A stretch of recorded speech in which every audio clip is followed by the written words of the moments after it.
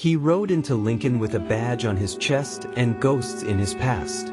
Pat Garrett wasn't born a lawman. He was a gambler, a drifter, a buffalo hunter. And once long ago, he had shared a table, maybe even a drink, with Billy the Kid. The two had known each other very well, not as enemies, but as men trying to survive in a world that was constantly tilting. But times had changed. The West was tightening its grip.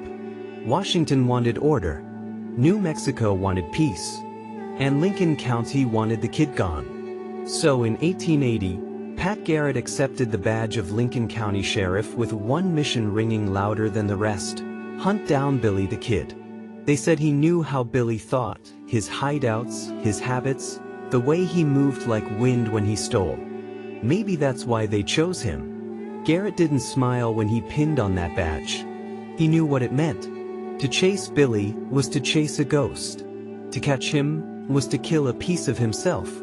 April 1881, Lincoln County Courthouse witnessed Billy the Kid's iconic escape from jail, leaving two deputies dead behind in his wake. It was Pat Garrett who had arrested him for the murder of Sheriff William Brady in the cause of the Lincoln County War.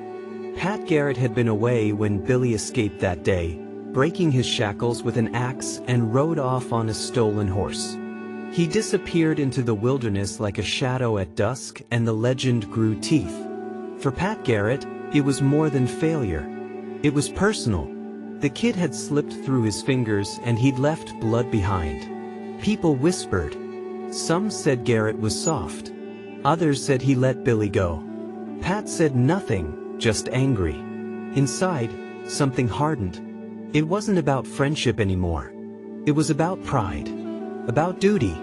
About finishing what he started. The law didn't forgive escapes. And neither would Garrett.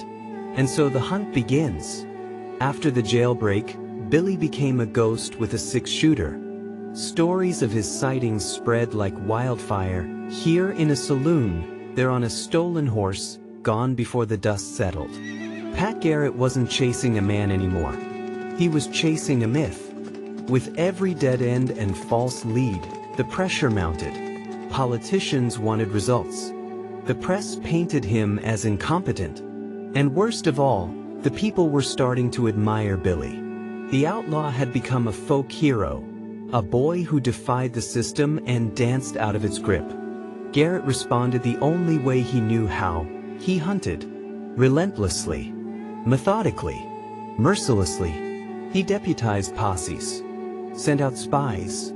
Paid informants in whiskey, gold, and promises. He mapped out Billy's old haunts, forts, canyons, ranches where sympathetic souls might hide a wanted man. Garrett and his deputies rode through the night, sleep-deprived, eyes hollowed with obsession. And then, he made a mistake. November 1880. Garrett and his men cornered a figure near White Oaks. The boy matched Billy's description: young, armed, defiant. Garrett didn't wait. He pulled the trigger. The body crumpled. But when they turned it over, it wasn't Billy. It was a young man named Billy Barlow. Word spread fast. Another miscalculation. And still, no kid. Garrett didn't sleep that night. Maybe it was guilt. Maybe it was rage. This wasn't just justice anymore. This was war. And Pat Garrett was determined to end it, even if he had to walk through hell to do it. Then came the night of reckoning. It ended not with a standoff, but with a whisper in the dark. July 14, 1881, Fort Sumner. Moonlight blanketed the town in silver silence. Billy the Kid, now just 21, had returned to a place that once felt like home. He was staying near the old Maxwell house, lying low, trusting in the old friendships that had sheltered him before. That night, he had indulged in merriment with the townfolks, singing, laughing, drinking, and dancing, almost like he knew it was going to be his final night. Garrett had been watching, listening, waiting. He rode in with two deputies under the cover of night, silent as shadows, and made his way to the home of Pete Maxwell, Billy's friend, landlord, and now a frightened man caught between loyalty and survival. Garrett entered Maxwell's darkened room quietly. The sheriff's boots were dusted, but his resolve was clean-cut, sharp. He knew Billy might come that night, he just didn't know when. And then, the door creaked. Soft footsteps in the hallway. Billy had returned, unaware the hunter was already inside. In the quiet, he felt a presence and asked the question that would echo through history. "Queen S? Who is it?" A single gunshot. Then silence. Billy the Kid fell, no time for a last stand. Just darkness, and the cold truth of betrayal. Garrett claimed it was self-defense. That Billy had drawn first. That he hadn't known who it was in the hallway. But many didn't believe him. Some said Billy was unarmed. That it wasn't a shootout, but an execution. That Garrett, once his friend, had killed him like a coward in the night. The West mourned, or celebrated. Depends who you asked. But something strange followed. No public viewing of the body. No photos. Just a quick burial. And then, rumors. Some whispered that Billy survived. That Garrett shot the wrong man. Again, that the kid faked his death, fled south, and lived under a new name. Others believed that Pat Garrett's loyalty in his friend never wavered. That he had helped Billy the Kid orchestrate his escape plan by faking his death.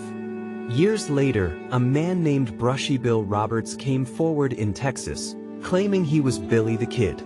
He had scars in the right places. New stories only Billy could have known. He wanted a pardon. He died before he got it. Was it myth? Or history rewriting itself? To this day, no one knows for sure if Billy the Kid truly died that night, as his body was not paraded for the town to see. Billy the Kid's trail may have ended in Fort Sumner. But legends don't die. They ride on, restless, haunted, eternal. Some men die. Others become questions history never answers. When the dust settled in Fort Sumner, Pat Garrett walked away a lawman. Mission complete, outlaw down, justice served. But instead of fame, he found suspicion. Instead of honor, he found doubt. He published a book about the kid, hoping to set the record straight, maybe even cash in on the story. But the public wasn't buying it. To some, Garrett was a traitor, a backshooter who killed a boy who trusted him. To others, he was just another tool of a corrupt system that never gave the kid a chance. As for Billy, he became a symbol of rebellion, of freedom, of that thin, blurred line between outlaw and hero. He was one of the fastest gun of his time. He wasn't the bloodiest, but he was the most human. A boy shaped by violence, haunted by loss, and pushed by a world that never gave him peace. He didn't live long, but in that short span, he became the soul of a dying West, restless, wild, misunderstood. And now, we turn to you. Do you think Pat Garrett a hero who upheld the law, or a man who crossed a line to protect his reputation? Do you think Billy the Kid truly died that night, or are there any truths to the rumors? Is there ever such a thing as justice in a land where the rules are written by the powerful? Would you have done it differently? Drop your thoughts in the comments. Let's talk about the thin edge between justice and betrayal. Billy the Kid's story didn't end in Fort Sumner.